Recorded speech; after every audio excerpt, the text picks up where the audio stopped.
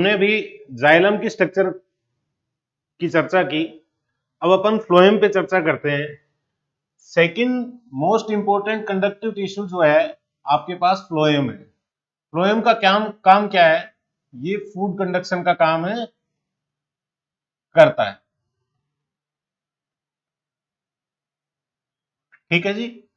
इसके भी 4 कंपोनेंट है, 4 पार्ट आप बता सकते हैं, 4 पार्ट बता सकते हैं। कौन कौन से? एक आप बोलते हैं सीव सेल या सीव ट्यूब सेल, एक आप एल्बुमिनस सेल या कंपेनियन सेल,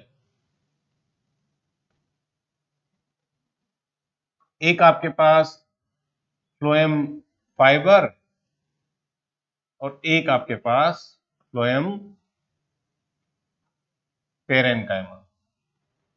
यदि अपन सीव सेल की बात करें तो ध्यान देना, टेरिडोफाइट एंड जिम्नोस्पर्म का फ्लोएम जो है वो आपके पास एक सेल रखता है। उस सेल के अंदर न्यूक्लियस नहीं है, लार्ज साइज की वैक्यूल पाई जा रही है और उसके साथ परफोरेटेड प्लेट है इसके पास भी, साइटोप्लाज्म है और उसके साथ एक न्यूक्लियस कंटेनिंग प्लाज्मोडेस्मेटा से जुड़ी हुई एल्बुमिनस सेल पाई जाती है। आपने क्या कहा? ये आपकी सीव सेल है। दोनों सेल का ओरिजिन जो है वो अलग अलग सेल से होता है। बोथ सेल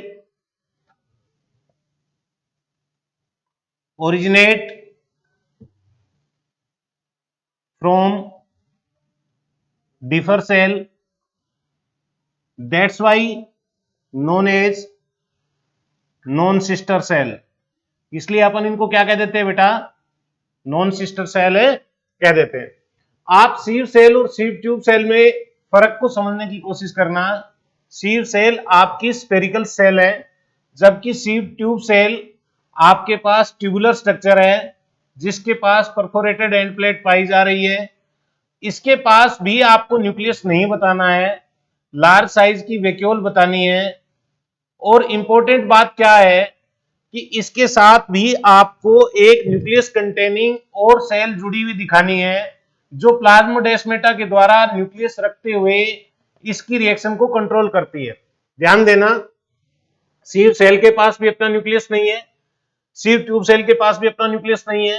दोनों को अपनी रिएक्शन को, दोनों ही यूकैरियोट सेल हैं, दोनों को अपनी रिएक्शन को कंट्रोल करने के लिए एक एसेसरी सेल की जरूरत है। आप टेरिडोफाइट और जिम्नोस्पर्म में उस सेल का नाम एल्बुमिनस सेल बोलते हैं, जबकि एंजियोस्पर्म में आप कंपेनियन सेल इसका नाम रखते हैं। ध्यान देना, कंपेनियन सेल और एल्बुमिनस सेल में क्या डिफरेंस है? कंपेनियन सेल एंजियोस्पर्म का यूनिक कैरेक्टर है, यही काम एल्बुमिनस सेल करती है, लेकिन दोनों में फर्क क्या है कि ये दोनों सेल जो आपकी है, आपकी सीव ट्यूब सेल और कंपेनियन सेल कॉमन सेल से ओरिजिनेट होती हैं। इसलिए अपन क्या कह देंगे कि sieve tube cell and companion cell are sister cell. ये दोनों क्या हैं? सिस्टर सेल हैं, दोनों का ओरिजिन एक ही जगह से होता है।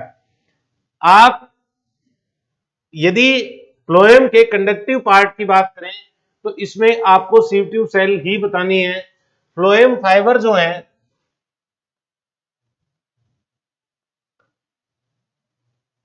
वो आपके पास बास्ट फाइबर के तौर पे भी जाने जाते हैं और मोस्टली कमर्शियल फाइबर जो है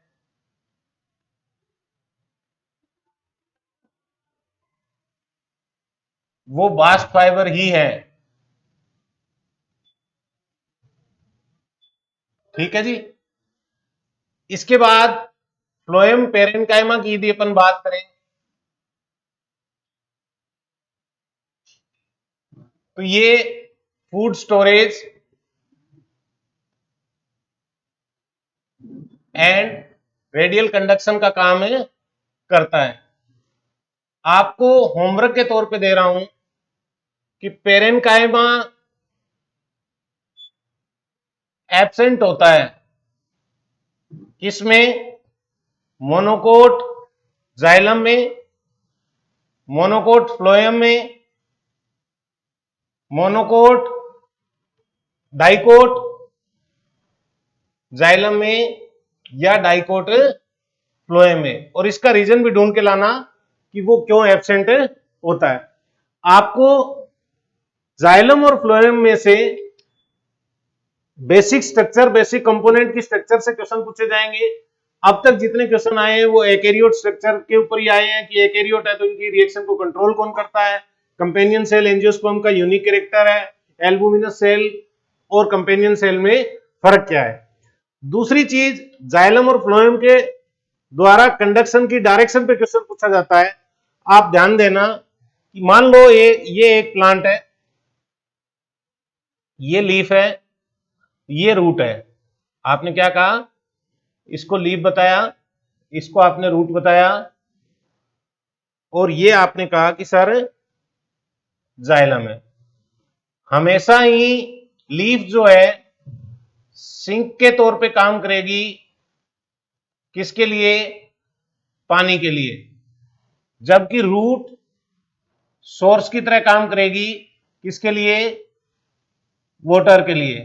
तो हमेशा ही डायरेक्शन आपकी क्या रहेगी?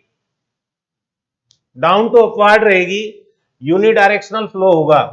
क्या होगा? यूनिडायरेक्शनल फ्लो होगा। किसके द्वारा? जाइलम के द्वारा। यदि अपन फ्लोएम की बात करें, ध्यान देना बेटा, फ्लोएम में लीफ आपकी सोर्स की तरह काम कर रही है, सोर्स फॉर फूड। ये आपने क्या बताया? फ्लोएम बताया। ये आपने क्या बताई? रूट जो है वो सिंक की तरह काम कर रही है।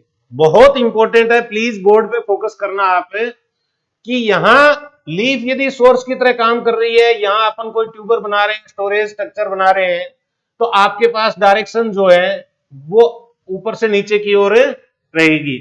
लेकिन किसी एडवर्स कंडीशन के चलते यदि आपके पास एपिकल पार्ट को फूड की रिक्वायरमेंट है, लीफ सूख गई है और रूट के अंदर यदि स्टोर किया हुआ फूड है या ट्यूबर के अंदर स्टोर किया हुआ फूड है, उसको अपने को ऊपर ट्रांसपोर्ट करना पड़ रहा है, तो वो भी फ्लोएम के द्वारा ही होगा। इस स्थिति में अपन क्या बताएंगे कि जाइलम के द्वारा हमेशा क्या होता है? यूनिडायरेक्शनल फ्लो होता है, जबकि फ्लोएम के द्वारा जरूरत पड़ने पर, क्योंकि अब रूट जो है वो क्या कर रही है? एक्ट एज सोर्स का काम कर रही है। मैंने क्या कहा?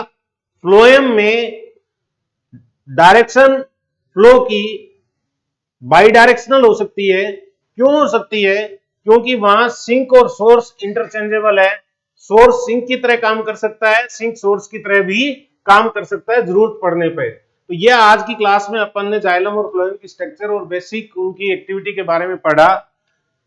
सब कुछ ठीक रहा तो आपको डेफिनेटली आज की इस 30 मिनट की वीडियो में से 1 या 2 क्वेश्चन जरूर मिलेंगे। आप फोकस करें, सिस्टमेटिक फॉलो करते रहें, अपने दोस्तों के साथ शेयर करते रहें, खाते पीते उठते बोलते चलते गाते बजाते वीडियो देखते रहें। नीट में डेली 1 से 2 क्वेश्चन अपने पक्के करते रहें। जय हिंद।